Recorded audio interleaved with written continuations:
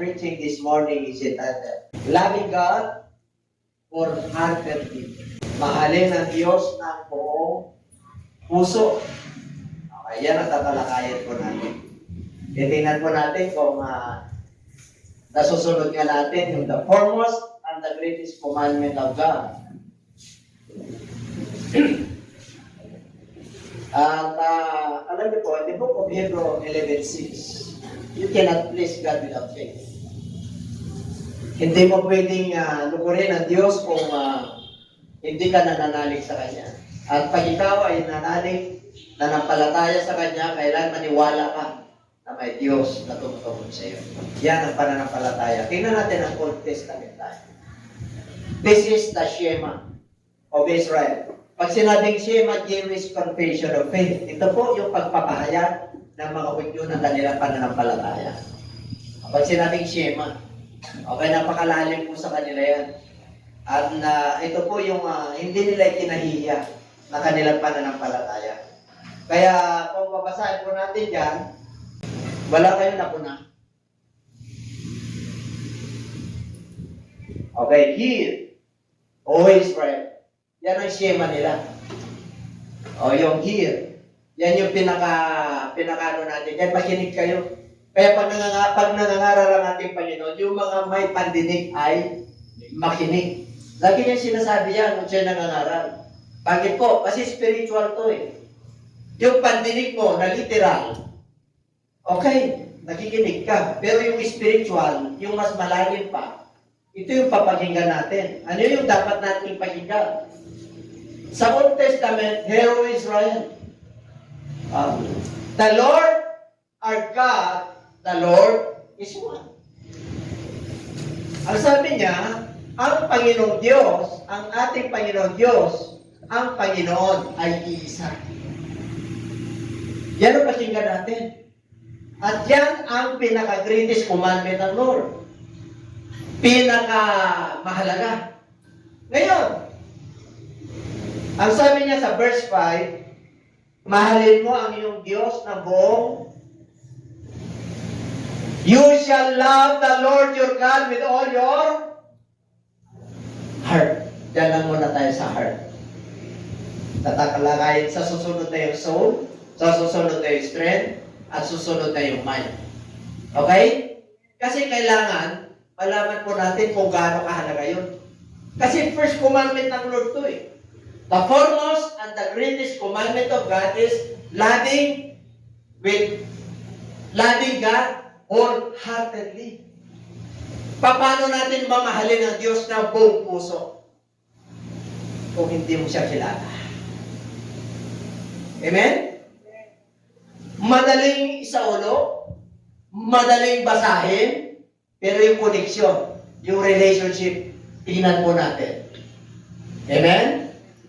Kaya sabi niya, kayong mga hear, makinig kayo. Bakit laging inuulit ng Lord yung makinig kayo? Kasi po, may nagbabara. Nagbabara. Hindi natin napapakinggan yung nais ng Diyos. Kasi po, marami tayong napapakinggan sa mundong ito. Kaya natitipokos po tayo. Kasi pag iba ang napakinggan mo, matitipokos ka. Yung heart mo, yung mind mo, matitipokos. Kaya ang nais ng Lord, pagdating sa kanyang salita, sa kanyang utos, mahalin mo siya. Mahalin mo sino? Lord, your God, with all your heart. Paano natin mamahalin ang Diyos, ng Panginoon nating Diyos kung hindi natin kilala? Maraming nangangaral. Hindi nila kilala kung sino yung tunay na Diyos. Amen? At maraming mga tao sa mundo ito na iba't ibang pagkakilala sa Diyos. Yan ang problema. Kaya dito, malalaman po natin kung sino yung tinutukoy niya na the Lord, our God, the Lord is one. Ang Panginoon Diyos natin, ang Panginoon ay iisa. Hindi pwedeng dalawa yan. Kaya Holy One, isa lang ang banal. Ang Diyos lang ang banal. Isa lang ang mabuti. There is only one God, that is God, isa lang. Kaya dapat makilala mo muna yung Diyos na yon, magkakaroon ka ng connection, magkakaroon ka ng relationship sa Kanya, bago mo mamamahal sa iyong buong puso. Nakakita ka na minamahal mo, di mo nakikilala. Nakikilala mo lang siya sa through cellphone. Nakikilala mo lang siya, nakikita mo through video, audio. Di ba? Pero hindi mo pa siya kilala ng buo. Bakit? Hindi pa kayo magkasama eh. Pag naniligaw ka, ilalatlat mo ba lahat? Di ba? Hindi niya. Pag ikaw ay nanliligaw at so nagsusuyo ka pala, yung mga mabubuting asal, pareho kayo, papakita nyo sa isa't isa yung pagpamahalan ko. Kailan maglalantaran yan? Pag nagsama na kayo. Magkaroon na kayo ng adjustment. Kaya nakakaroon ng iba yung problema eh. Bakit? Bakit ganyan ang ugali mo? Doon lang niya masasabi. Kahit yung iba, kahit na 10 years na, di ba, 15 years na, 20 years na, may mga kahinaan pa yan nalalabas. Kaya yung iba nagsisisihan. Kaya yung relationship nila hindi maayos. Bakit? Hindi mo makilala gano'n. Yung asawa mo kasi hindi transparent.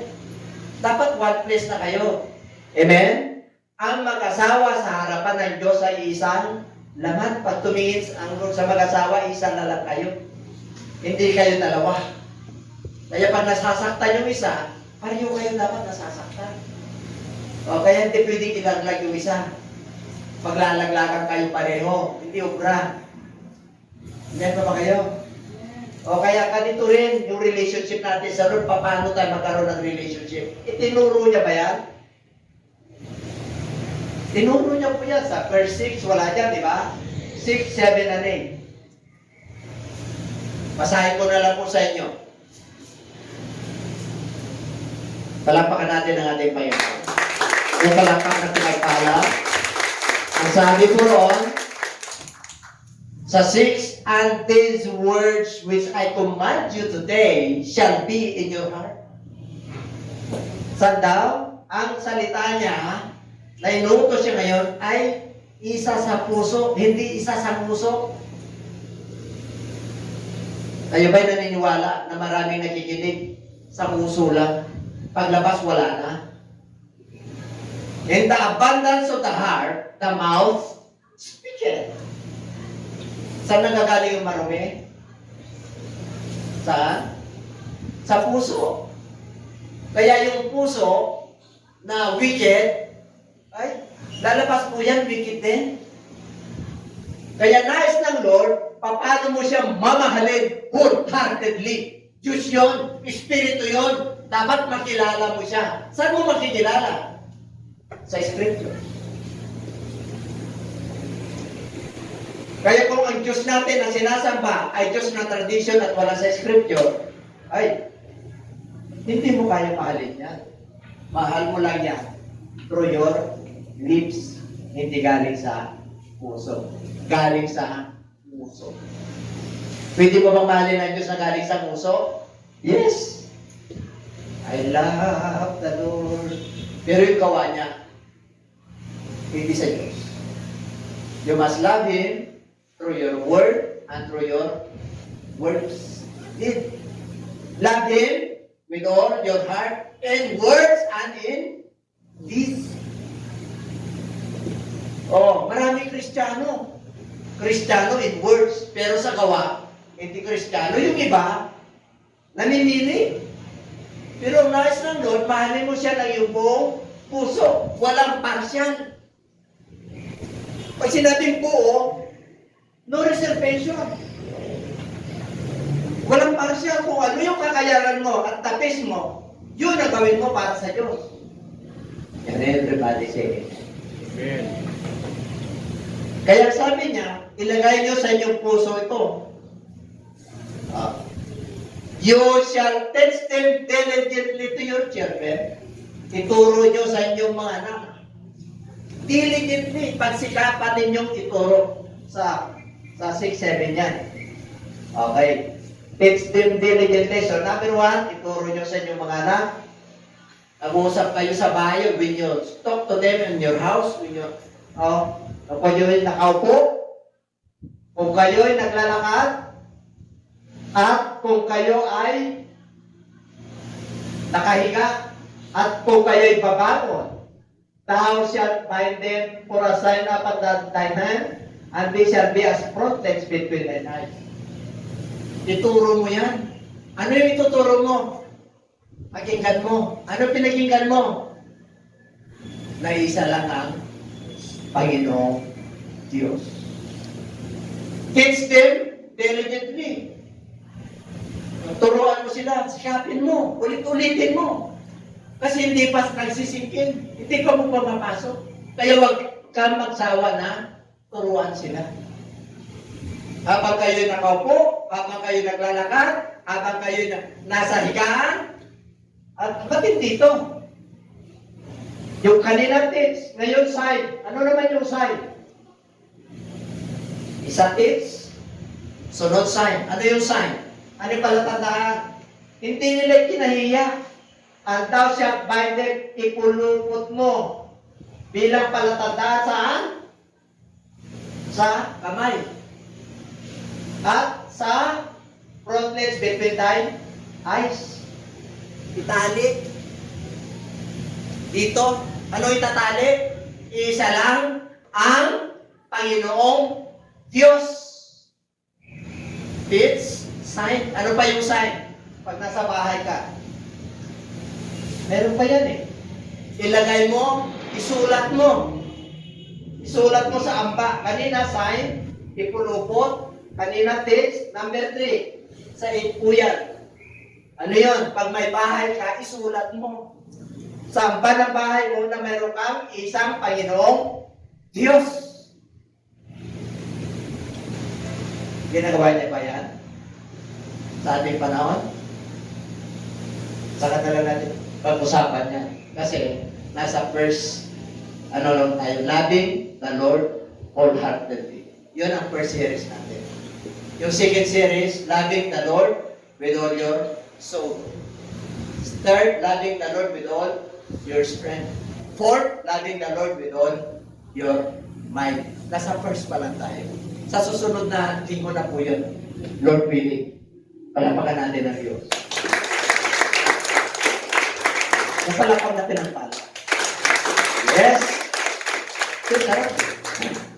Kaya dito po, yan yung siyema nila. Hindi nila kinahiya. Kahit nasa ibang bansa, nandun sila. Isa lang ang Panginoong Diyos natin. There is only one God, one Lord. Kaya dito po, sa book of How to Love the Lord your God with all your heart. How can you love God wholeheartedly? Or how can you love God with all your heart? Gusto yung malaman? Sige.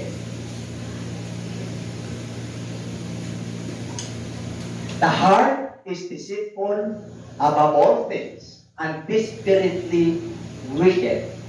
Okay, no? Ang pinakamadayang parte ng katawan ng tao ay heart. May meaning ng heart yan eh. Meron pang meaning ng heart sa Greek para titingnan natin. Bago tayo pupunta dyan. Heart meaning in Hebrew, live. Means heart in Hebrew, and it was not a body part to the Israelites. They had a broader understanding of heart than we do in our modern context. They thought of the heart as the organ that gives physical life and the place where you think and make sense of the world, where you feel emotions and make choices. Sa mga Israelites po, sa mga Hebrew po, alam naman nila na yung heart ay pati ng part ng organ of the body. Pero meron pang mas malalim at maluwag pa ang kahulugan dito. Okay, susunod. Sa heart meaning in Greek, heart, cardia, does not refer to the physical organ, but is always used figuratively in Scripture to refer to the seat and center of human life. The heart is the center of the personality and controls the intellect, emotions, and will. No outward obedience of the slightest value unless the heart turns to God. The cardia is the set and center of human life and often refer to it as the control center, if you will, of our of our being. Because we are sinners. Our heart is desperately wicked. A sinful heart. God only is the remedy to cure. Siya lang yung makakapagwalang sala. Siya lang yung cure sa sinful heart. Wala nang iba. Diyos. Diyos lang. Bago mo siya mamahalin, wholeheartedly, kailangan yung puso natin. Hindi desperately wicked sa Jeremiah na. Sinful heart yan. Only God can cure it. Amen? Andiyan pa ba kayo? Kaya dito, sino nakakatawas nito? Makasalanan ang puso ay mapantaraya sa lahat. Kayo ba'y naniniwala ron? Kahit dami ng pusong sinugatan. Di ba? Oh. Kahit dami ng winasak na tahanan. Diyan pa ba kayo? Saan galing? Puso. Kaya yung puso natin, pag na-high blood ka, di ba kinokontrol mo na, natatakot ka na, nakarelax ka na. Ipakontrol mo yan sa Diyos, yung kardiya. Let God is the center of your life. Hindi pa ba kayo? Paano? Tingnan natin. Sino nakakalam ito? Tingnan natin yung heart na yan. Bakit yung iba may enlargement of the heart? Bakit yung iba may... Kasi nagkasala lahat. At walang nakakabot sa kalwalatian ng Diyos. Kaya gumawa pa ang ating Panginoon. Ngayon, hindi tayo pinabayaan ng Lord. Bakit? Kahit na makasalanan yung heart na yan, desperately wicked, simple heart, lahat na nagkasala, may ginawa ang Diyos eh. Ano yun? 13:5 ng Book of Jeremiah. Tinupos na tayo eh. Puro lang sin? Okay, yun na, sunod. Sis. Pahibasa?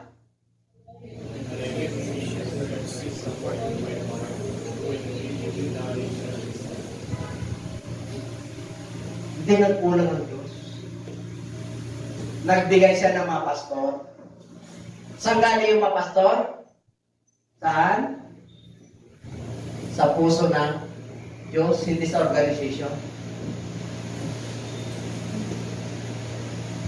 Marami bang pastor ngayon? Na hireling?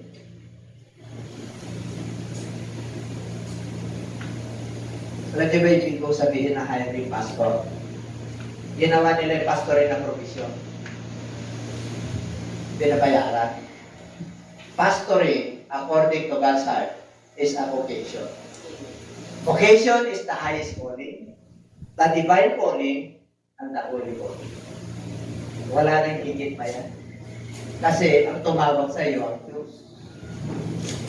Kaya pagka ikaw ay mahilig na pastor, na nagpapabayad at ginawa mo ng provision dahil pinag-igi mo, maganda yan, pinag-igi mo, naging professional ka.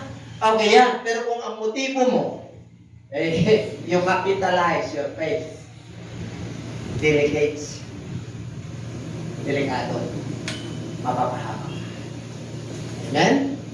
Pero kung ang pastor, mayroon o wala, dumarating, hindi siya humihingi ng kabayaran, kaya ang Diyos ang magre-reward sa iyo. Amen? Yan pa ba kayo? Kaya sabi ng Lord, hindi ko kayo pinabayaan. Binigyan ko kayo ng mga pastor, shepherds na nanggagaling sa aking puso. Ano raw? Para sila ang magpapakain sa inyo ng kaalaman at unawa.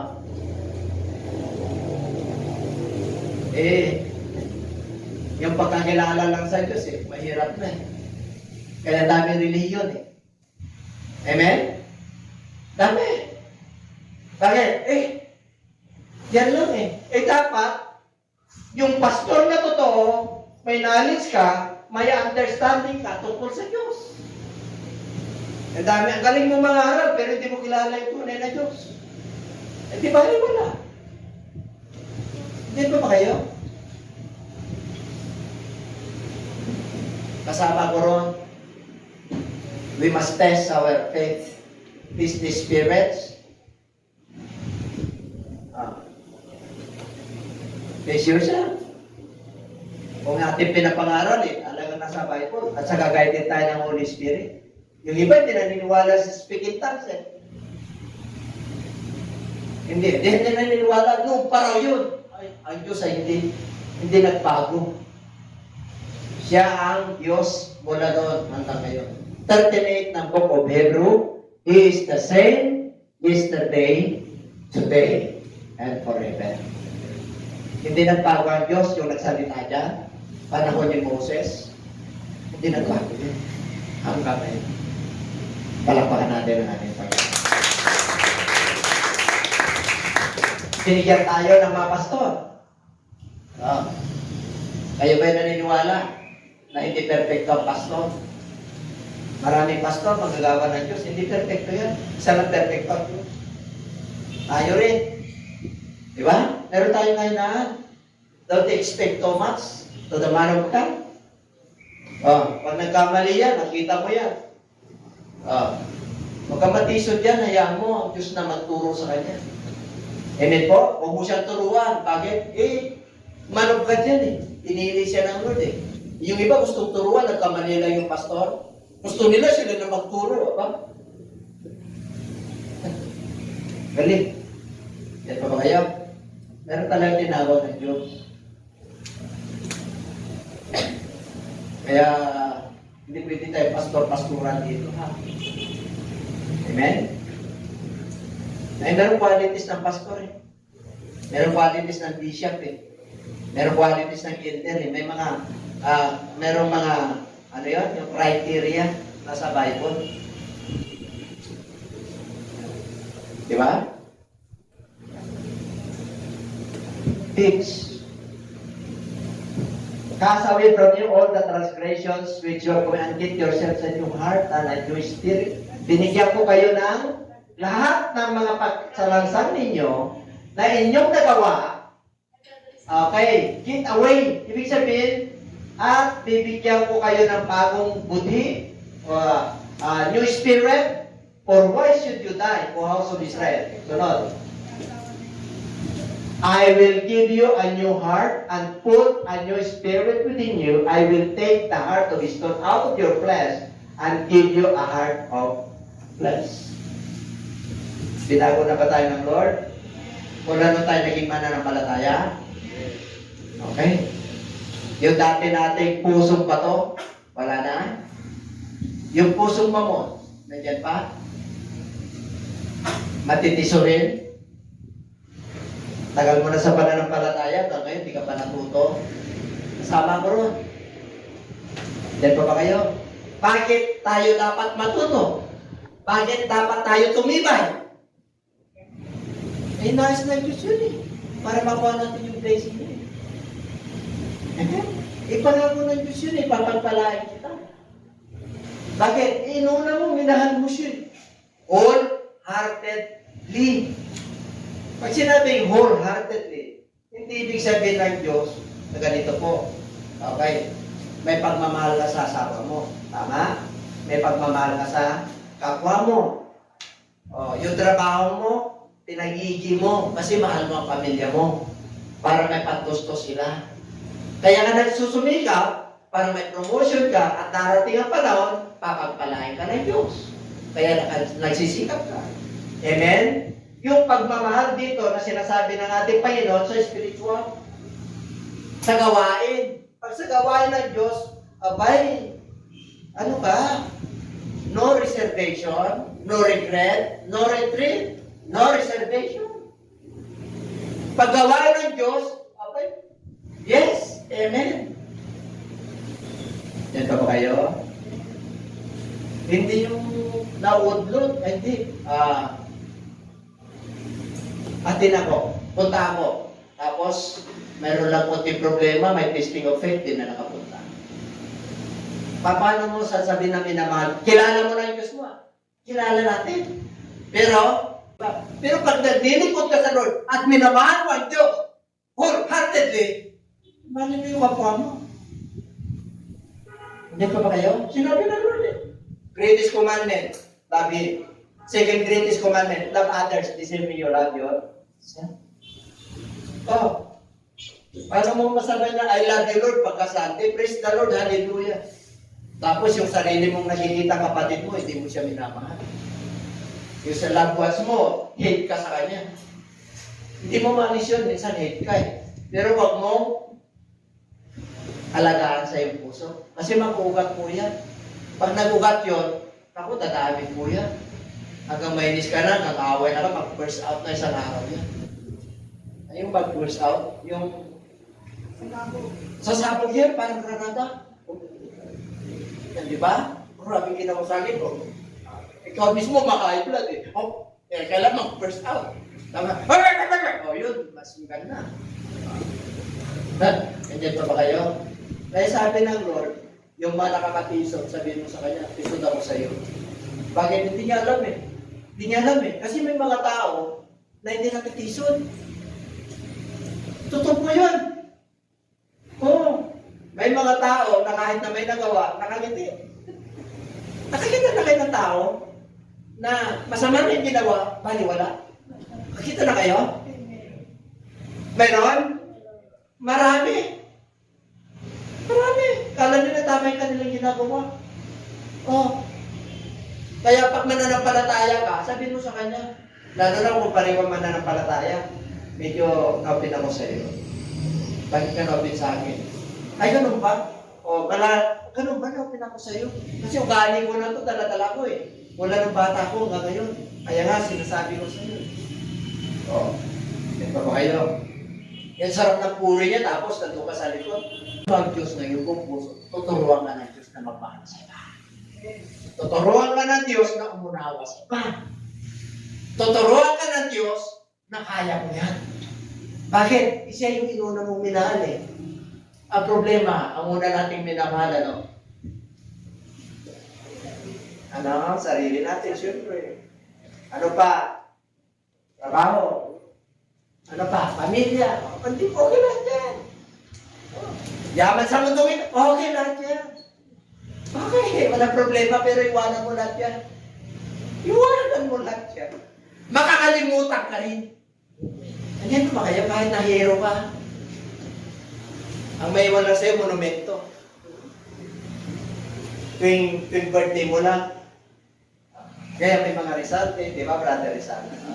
Kasama si Brother Rizal yan. Kasi Rizal, kaya nga Brother Rizal yan. Kaya pinanan siya sa Rizal. Kaya kayo pala. Amen? Pag-igihid mo na ang iyong paglilingkod. Mahalin mo siya ng iyong buong puso. Nandito ka na, huwag hating puso. Ano yung hating puso? Nandito nga yung presensya mo. Yung utak, yung isip, at puso ay hati. Sana matapos sa siya. Hati! Ang ganda na! Ang ganda na! Ganda na ng bumito eh. Ano kaya ang natin ko mamaya? May nakalimutan ako. Yung charger ko. Naka-charge yung cellphone ko. At sarap. Diba? Love the Lord with all your... Alam na Diyos. Kung yung puso mo nandito kayo. Alam. Kaya, yan pa ba kayo? Hindi naman yan. Alam. Alam namin. Wala tayo may patago yan. Kaya magpapantalit ka na sa kanya. Tingnan natin ang New Testament. May connection. Okay. But this is the covenant. Ito muna sa Old Testament. Ito yung tipan that I will make with thee, house of Israel. After those days, says the Lord, I will put my law in their minds and write on their hearts, and I will be their God, and they shall be my people. I will write the tablets in their heart. Okay? Ang sabi ng Lord, yung batas ko, ilalagay ko sa kanilang isip, isusulat ko sa kanilang puso, na ako ang kanilang Diyos, at sila ang bayan ko. Ilagay ba ni Lord sa puso natin kung sino yung Diyos? Kilala mo ba yung sino yung pinaglilingkuran natin? Kilala mo? Our Lord, our God is one. Kilala natin? Bakit yung iba pag tinanong mo? Hindi. Mayroong ibang Diyos. Mayroon, totoo po. Ano yun? Yung pagkakilala nila sa Diyos. Di ba may Ama si Kristo? Totoo? May Ama siya? Hindi. Yes or no? May Ama si Kristo? Mayroon.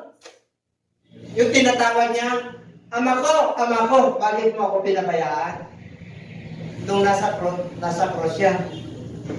Okay.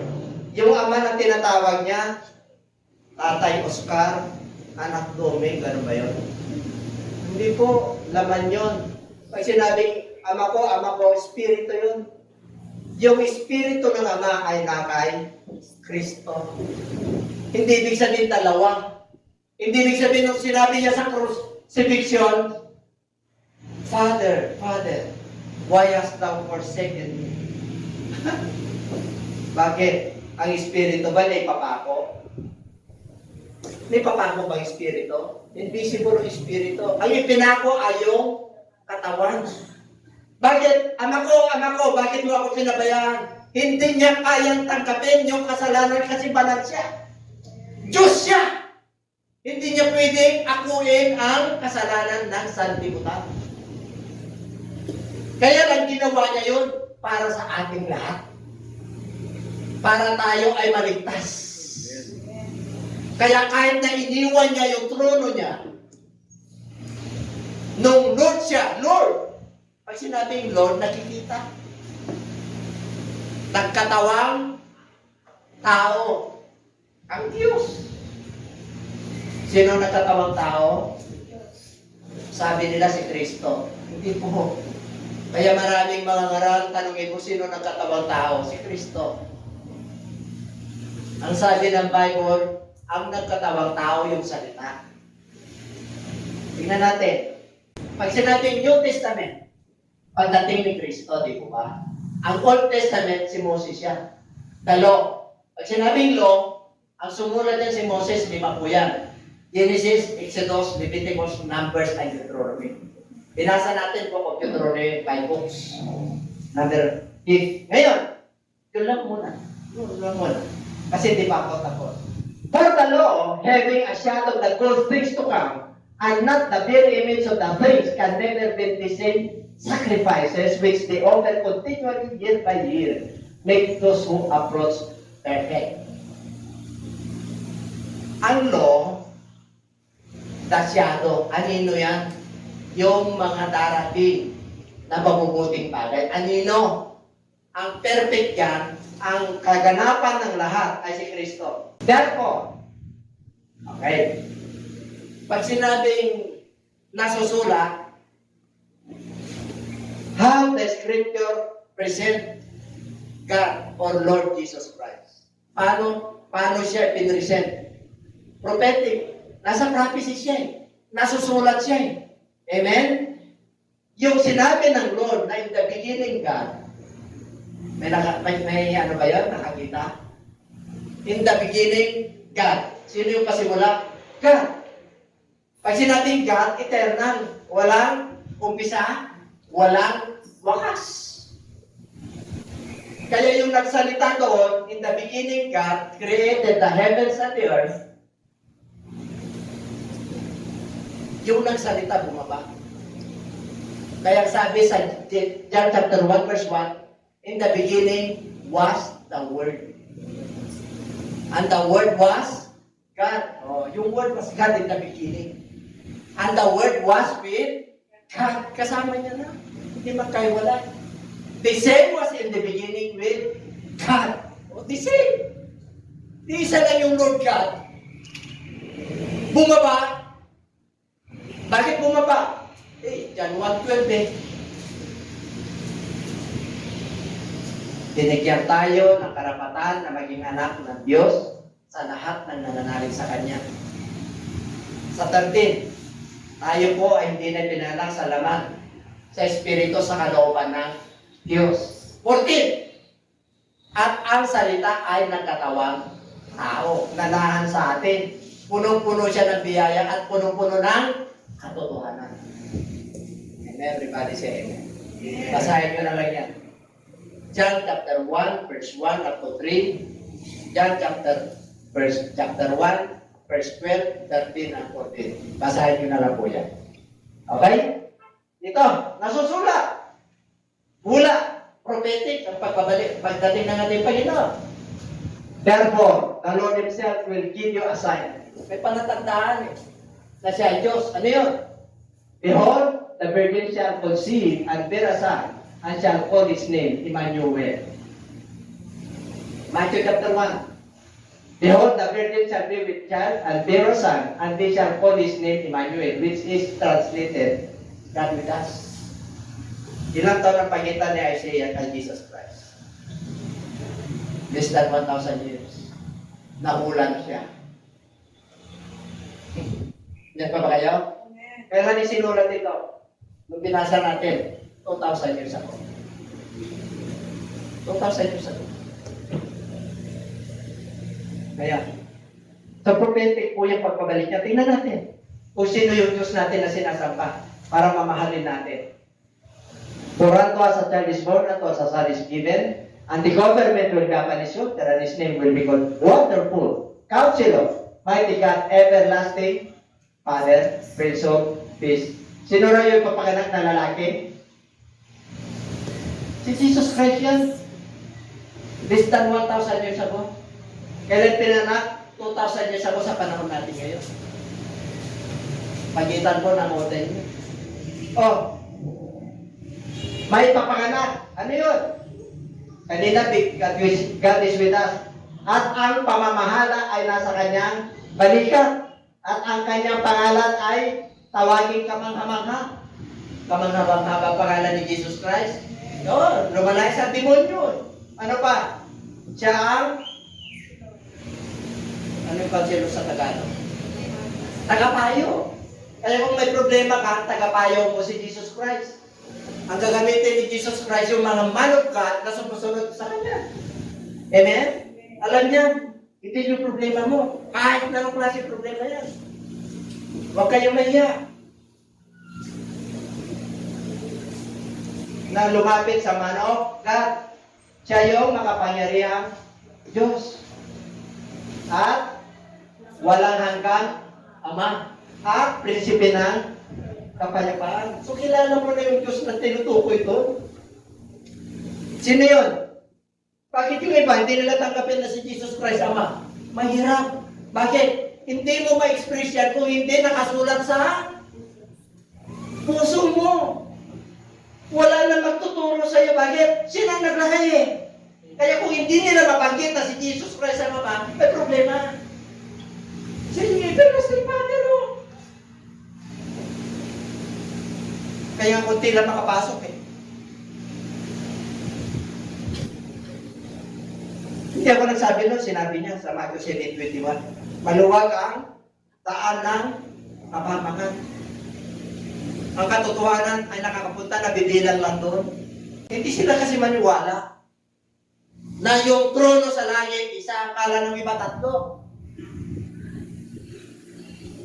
Kilala mo na yung Diyos mo? Wala makakalis yan, nilagay na doon sa puso natin. Kaya sabi mo siya katabi, mapalad ka. Viewers, don't be offended. The truth shall set you free. Isa ka ng Diyos. Kaya pinapakilala ko yung Diyos na gumawa ng langit at lupa. Yung Diyos na bumaba, nagpakilala sa lahat. Yung Diyos na nag-resurrect. Yung Diyos ngayon na tinatawag natin nasa trono. Siya yung Espiritu. Amen? Mahirap tanggapin yan. Mahirap. Hanggat din nilagay ni Lord sa puso mo yan, hindi mo kayang banggitin na si Jesus Christ ang Ama. Kaya, alam naman na pag nag-pray kami, Our Father who art in heaven, hallowed be your name. Sino tinatawag mong Ama? Yung Ama ni Jesus Christ. Di dalawa na sila. Ang sabi ni Kristo, walang makakapunta sa Ama maliban sa Sino nakakilala sa Ama? Si Kristo. Bakit? Siya na yung Ama eh. Kaya nga nagpakilala, bumaba eh. Kaya, babatuin siya. Bakit? Nagpakilala siya eh. Kahit tagal ko na sa iyo, ngayon hindi nyo ka ako kilala. Ako na nga yung daan eh. 14.6 ng John. Ako na nga yung katotohanan eh. Ano yung katotohanan na isa lang ang Panginoong Diyos? Ako na nga yung buhay eh. Ano yung buhay nila? Yung buhay na ito, eternal life. Walang makakapunta sa Ama, maliban sa akin. O bakit yung iba naghanap ng Ama? At ang masagit pa ganito. Sabi ni Filipe, lagi mong sinasabi na Ama, Ama. Show us the Father that we may satisfy us. Basahin niyo yan. 46, 7, 8, 9, 11, and 12 ng book of John, chapter 6, 14. Basahin niyo po yan. Mga viewers, pag-pray niyo sa Lord. Nakasabi kayo na ito. Sabi ni Filipe, show us the Father that we may satisfy us.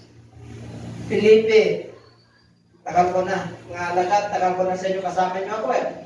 Yung nagsasalita, yun na yun. Yung Ama na tinutukoy mo, pag nakita mo na ako, nakita mo na yung Ama. Pwede ba magsinungaling si Jesus Christ? Kailanman, hindi nagsinungaling si Jesus Christ. Dahil siya Panginoong Diyos. Nakilala niyo sarili niya, nakita niyo na ako, yun na, ako na yun.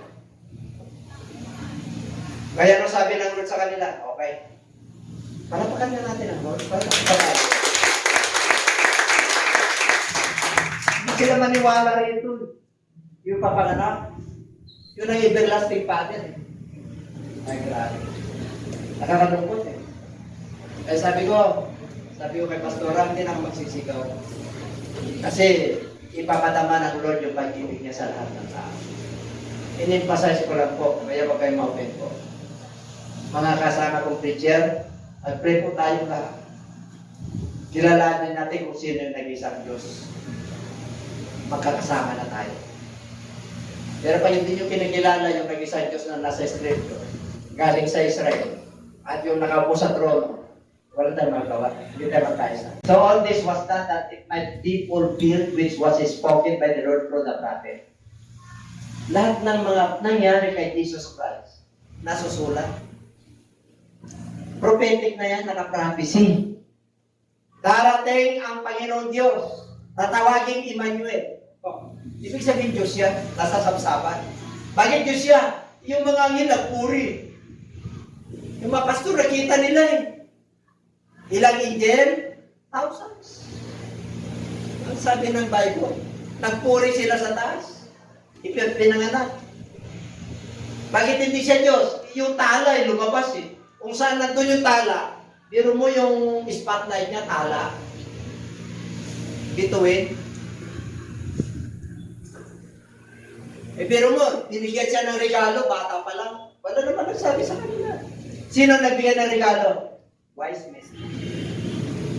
Are you wise? Pag sinabi kang wise ka, yung mga mahahalagang bagay ay pinapangalagaan. Ano? Ano yung mahalagang bagay? Merong isang parable ng ating Panginoon. Isang mahirap. Pinita niya yung nag-iisang yaman niya para bilhin lang yung mahalagang bagay. Ano yung mahalagang bagay? Pananampalataya. Gold yan, gold. Kaya antindi mo kahit na mahirap ka sa bahay, upo ka. Sa tingin ng Diyos mayaman. Sabi mo siya katabi, mayaman ka. Huwag kang malungkot. Yung iba, lungkot-lungkot, wala lang pera eh. Pansamantala lang yan, tinitisting ka lang ng Lord.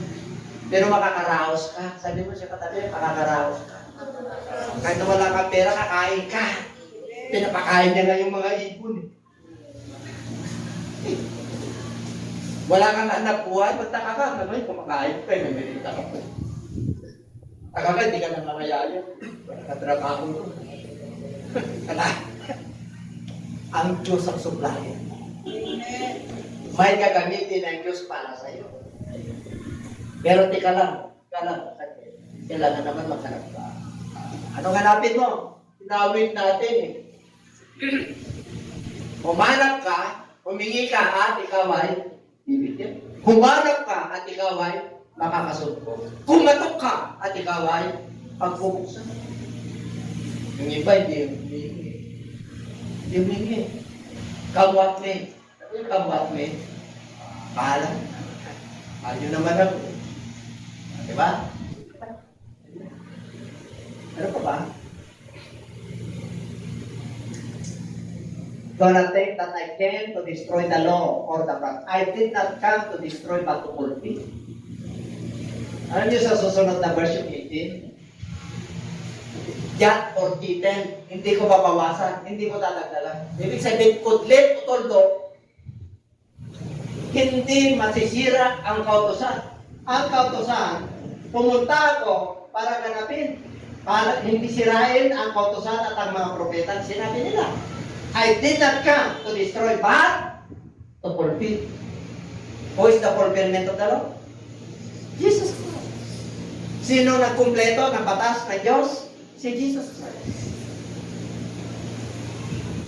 Espiritu siya sa Old Testament. Lord siya sa New Testament. Sa panahon natin, ano na siya? Holy Spirit. Siya yung Holy Spirit, sabi niya, I sent you my Spirit. Kailan mamamatay ako? Kailan mag-resurrect ako? Bakit? Kung hindi ko gagawin yun, walang Holy Spirit kayo. Tingnan natin. The Spirit of Truth. Jesus said to him, I am the way. Tapos na yan. Sinabi ko na yan. Philip said, oh, okay. Sinabi ko na rin yan. Pag nakita nyo na ako itong nagsasalita, ako na yun. Ito, the Spirit of Truth whom the world cannot receive because it neither sees him nor knows him. Bakit hindi tayo manawan? Kasi hindi siya kilala at hindi siya kilala. For he dwells with you and will be in you. Kilala natin yung Panginoon Diyos natin. Kilala mo ba? I will not leave you orphans. Hindi ko kayo iwanan na luhaan. Ano yung orphans? Ulila. I will come to you. 19. A little while. At samantala lang, mawawala ako sa mundong ito. Hindi nyo na ako makikita. Pero, makikita nyo ako. Sapagkat, ako'y buhay, you will also live. Ang kausap niya dyan yung mga alagad. Hindi nila nanawanan. Bakit? Papunta sa crucifixion eh. Magre-resurrect siya eh. Tuturuan pa sila ng another 40 days. And in that day, you will know that I am in my Father, and you in me, and I in you. Saan na raw siya? Sino yung Father? Espiritu na siya. Sino yung I am in my Father? Kasi nagsasalita siya. Nandun na siya, nag-resurrect na siya. Sino na yung Father? Sino yung nasa atin ngayon? Si Jesus Christ. Me, and I in you. Ang tinutukoy niya, yung Ama, siya at tayo naman nanampalataya. Pero hindi ibig sabihin na yung Ama at saka siya ay magkaiba.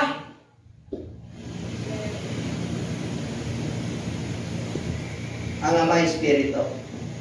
Si Jesus Christ ay Espiritu. Kaya sabi ng Lord, mas mapalad ang mga nananalig sa akin na hindi nakakita. Ibig sabihin, yung mga Hudyo nakita nila nung panahon nila. Kaya yung pananalig nila, hindi ka po dito. Bakit? Si tao to. Yung sinasabi niya, nasusulat. Tao to eh. Ang ginawa niya sa Sabbath day, he fulfilled the Sabbath day. Yung Sabbath day sa Old Testament, di ba? Hindi ka kikilos. Hindi ka magluluto ng sinain. Kahit na yung tupa mo nahulog sa balon, hindi mo kukunin. Pero nung dumating siya, abay, ano sabi niya? Ang Sabat, ginawang Sabat para sa ikabubuti ng tao. Kaya pag nahulog yung iyong tupa, kunin mo. Kasi mabuting bagay yun. Ay, ibig sabihin, umawa ka sa araw ng Sabat ng mabuting lakay. Everybody say amen. Palagpakan natin.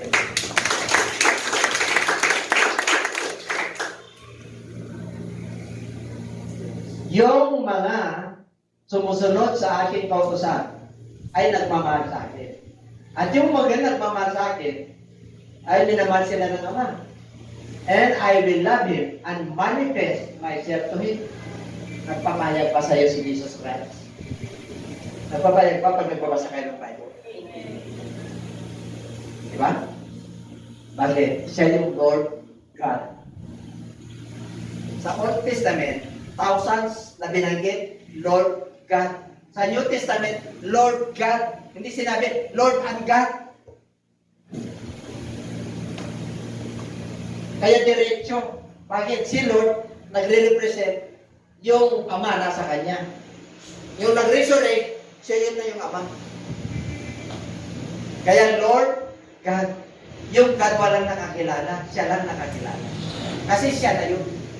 Kaya yung iba na tumatawag, Ama ko, Ama ko, Ama ko, tapos tatlo, hindi obra. Isa lang ang Ama. Hindi apat, hindi lima, hindi anim. Yung iba marami.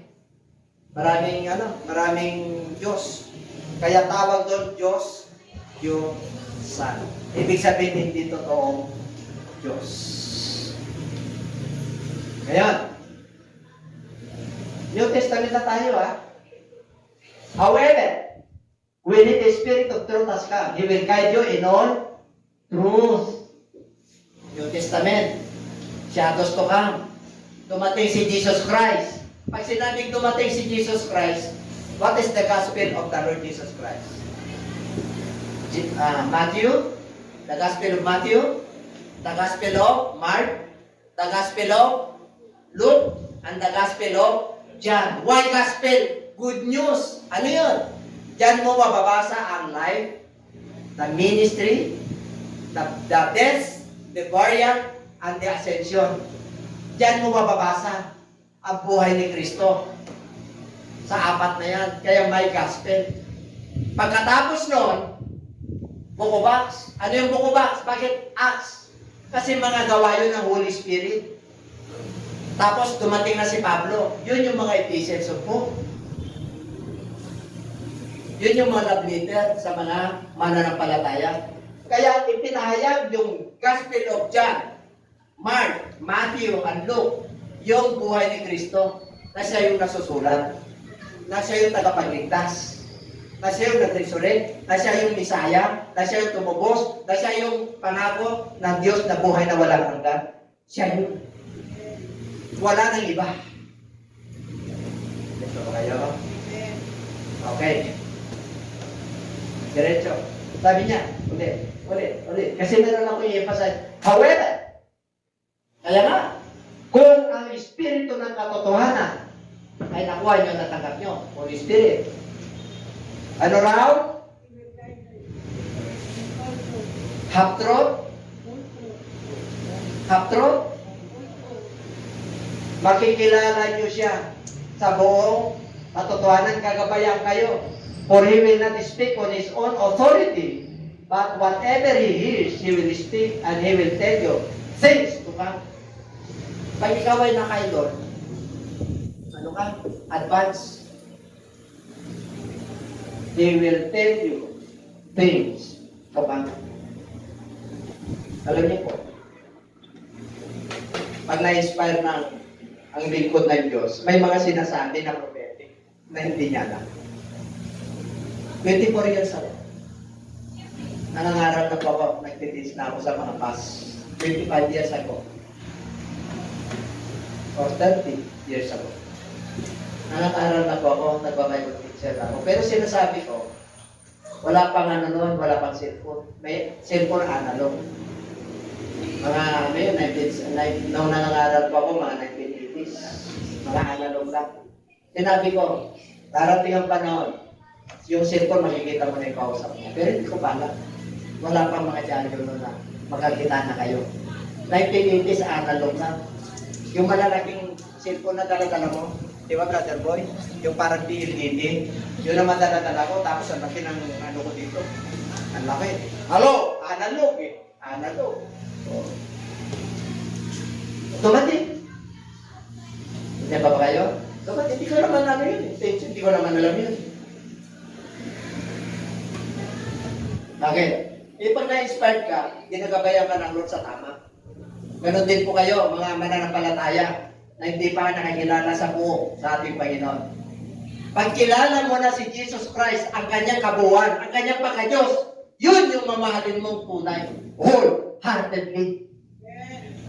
Kaya hindi ka na malilito sa pagmamahal sa Diyos. Mahal mo yung isa, mahal mo yung dalawa, mahal mo yung tatlo, hindi ganon. Isa lang ang Diyos. Isa lang ang Panginoon Diyos. He will tell you things to come. Yung Testament kanina, Old Testament, Greatest Commandment, nagbago ba? Tingnan natin, tinanong si Jesus Christ Mark 12:20-30. Then one of the scribes came, and having heard them reasoning together, perceiving that they had answered them well, asked him, which is the first commandment of all? 29. Jesus answered him, the first of all the commandments is, basahin. Nagbago ba? Hindi. Hindi niya binago. Ayan. Hear, Shema, your faith. Okay. O Israel. Ngayon, nasa New Testament, hear, O born again. Hear, O believers. The Lord, our God, the Lord is one. The Lord, our God, ang Panginoong Diyos. At ang Panginoon ay isa.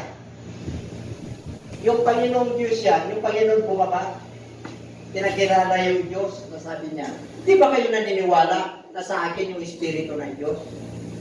Na yung amang tinutukoy nyo, yun yung witness ko.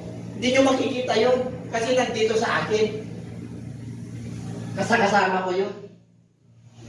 Amen? Okay, ano pa? And you shall, ganun din eh. The Lord your God with all your heart. That's why the title of my preaching today is entitled, Love God Wholeheartedly. How can you love the Lord your God wholeheartedly if you have no connection? If you don't know who is God, who is the Lord, what is the name of God? Paano mo mamahalin niya? Kaya ang Diyos mismo nalulungkot. Kaya nga mayroon tayong Book of Revelation. Remember this. Old Testament, 37 books, 39 books. New Testament, 27 books. Gospel, Epistle. Nakakita na kayo sa prophecy sa New Testament? The prophetic? Yes. The Book of Revelation. Sino sumulat ng Book of Revelation? Si John de Villa. Sino si John de Villa? Yun yung binuhay ni Kristo na laging nakatindig sa kanyang dibdib pag nangangaral ng ating Panginoon. Siya lang ang alagad na hindi namatay. Kaya nakapag-construct siya ng Church of Jerusalem. Namatay po siya dyan. Malawag. Less than 100 years. Na-establish niya yung Church of Jerusalem. Siya founder po. And everybody say, yun yung palatandaan ng sinabi ni Kristo sa Book of Revelation. Tingnan natin. Tingnan natin muna. Okay. Sinabi ko na yun kanina. Yung God na yan, hindi, ulitin mo. Yung God na yan, Espiritu. Wala na kakilala dyan. Ngayon, New Testament, Old Testament yan, Genesis 1. John 1:1. Ano naman ang beginning sa New Testament? Word. Sino yung word dyan? Yung nagsalita. Bumaba. Nagkatawang tao. Kaya nag-wrote Jesus Christ. Kaya dito, okay na yan. Lahat, ginawa para sa Kanya. Kung wala siya, wala yan lahat. Walang creation. Okay, ano na? Basahin natin.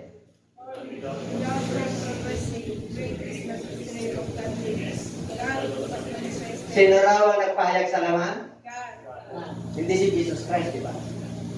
Pag tinatanong mo sila, sino nagkatawang tao? Si Jesus Christ ka.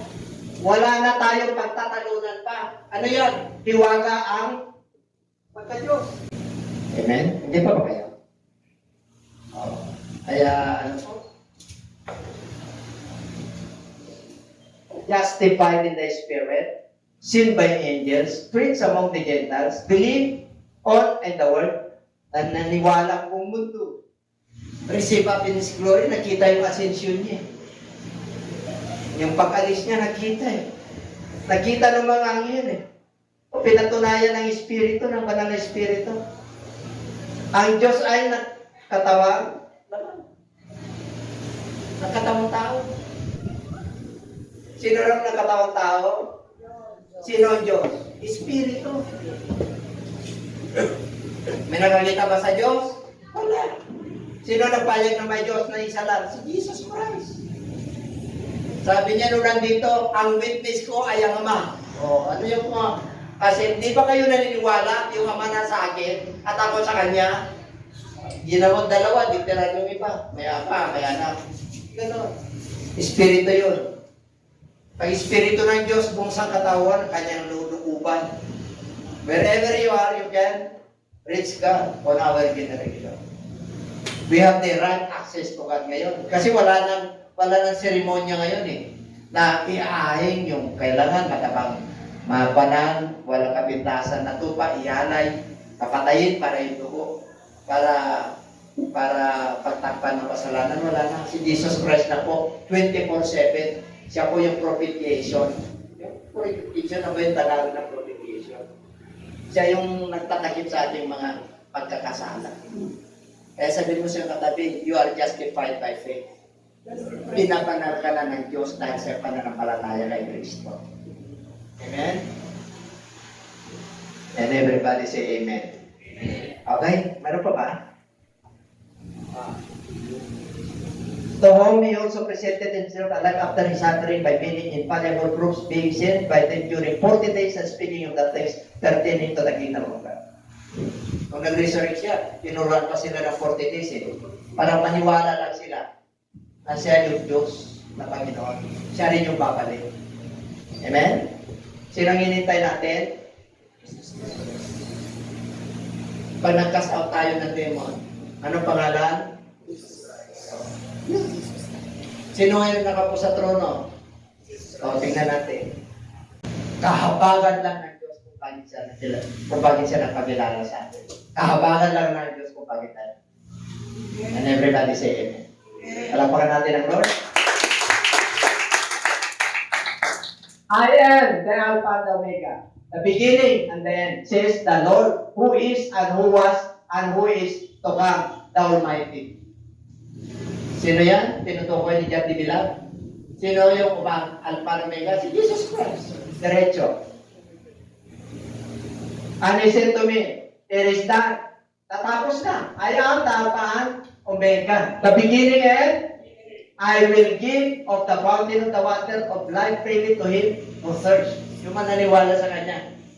Yung tree of life, nandun. Yun ang pupunta natin, yun ang kakainin natin. Okay? Immediately, I was in the Spirit, and behold, a throne sit in heaven, and one sat on the throne. Ilan daw nakapo sa trono? Sino yan? Si Jesus Christ. Book of Revelation.